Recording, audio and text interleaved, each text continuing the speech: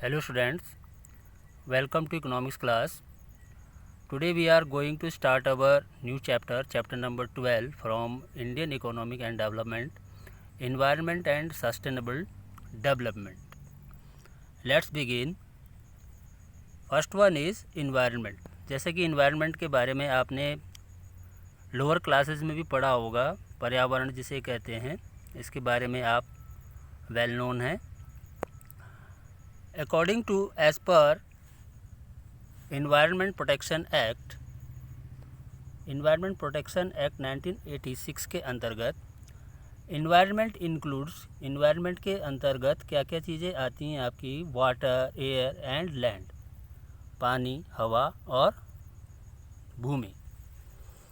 And the interrelationship which exist among and between water, air, land and human beings and other creatures, plant, microorganisms and properties.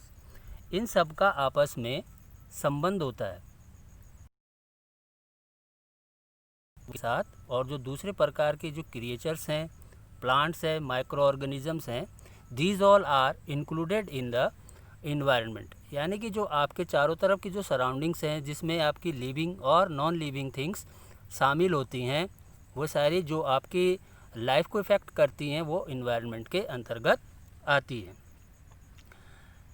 These include physical environment. Physical environment को abiotic भी कहते हैं. It includes abiotic elements which as such as land, water, climate, mountains, minerals and all other resources which nature has provided to us as a free gift. Physical environment को abiotic elements भी कहते हैं या इसको non living things भी कहा जाता है. जैसे land, water, climate, mountains, minerals, ये सारी चीज़ें जो सोर्सेज हैं हमारे चारों तरफ, ये आपके फिजिकल इन्वायरमेंट्स के अंतर्गत आते हैं, जो कि हमें फ्री ऑफ गिफ्ट मिला हुआ है नेचर से. Clear. Next one is biological environment. Biological environment means living things और biotic elements. It is also called living environment. इसके अंतर्गत आपके लिविंग इन्वायरमेंट या लिविंग थिंग्स आते हैं. It includes biotic elements. इसमें बायोटिक एलिमेंट्स आते हैं सच एज, जैसे आपका ह्यूमन हो गया, एनिमल्स हो गए, birds, plants and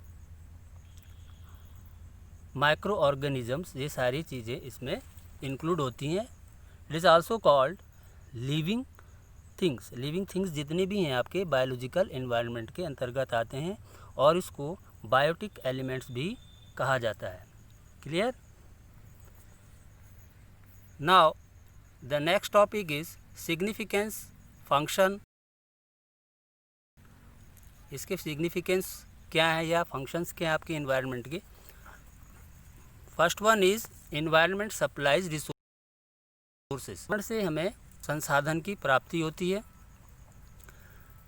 environment includes physical resources. जैसे ऊपर बताया आपको, फिजिकल रिसोर्सेज हमें प्राप्त होते हैं, जैसे मिनरल्स हैं, वुड्स है.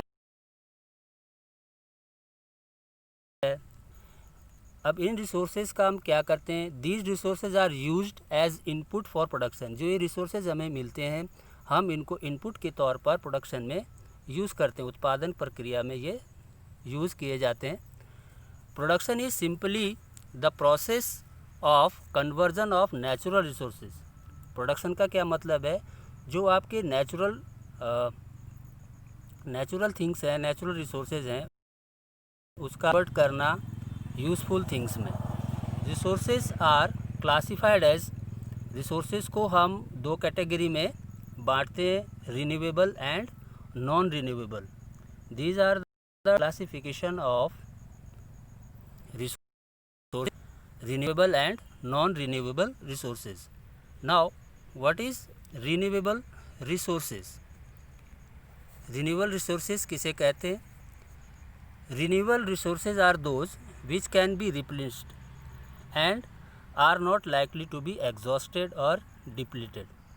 जो कि जल्दी से रिन्यू नहीं हो पाते। रिन्यूएबल में क्या आता है आपका, renewable resources are those which can be replace, जिसको हम आसानी से रिप्लेस कर सकते हैं, और जो जल्दी से एग्जॉस्ट नहीं होते यानी ख़त्म नहीं होते, वो आपके रिन्यूएबल हैं जिसका हम पुनः यूज़ कर सकते हैं। जैसे एग्जांपल इसमें लिखा है ट्रीज़ इन फॉरेस्ट, यानी कि जो जंगलों में पेड़ होते हैं, पेड़ के काटने के बाद भी वहाँ पे दोबारा से पेड़ उग जाते हैं। वैसे ही आपका फ़िश है, फिश इन ओशियन, ये भी जल्दी से विलुप्त नहीं होते। These are the renewable resources. Next one is non renewable resources. Non renewable resources are those which get exhausted, जो जल्दी ही समाप्त हो जाते हैं और जिनको बनने में कई समय लग जाता है, टाइम पीरियड बहुत ज़्यादा लगता है इनको दोबारा से रिन्यू होने में, जैसे आपका फॉसिल फ्यूल्स है। क्लियर।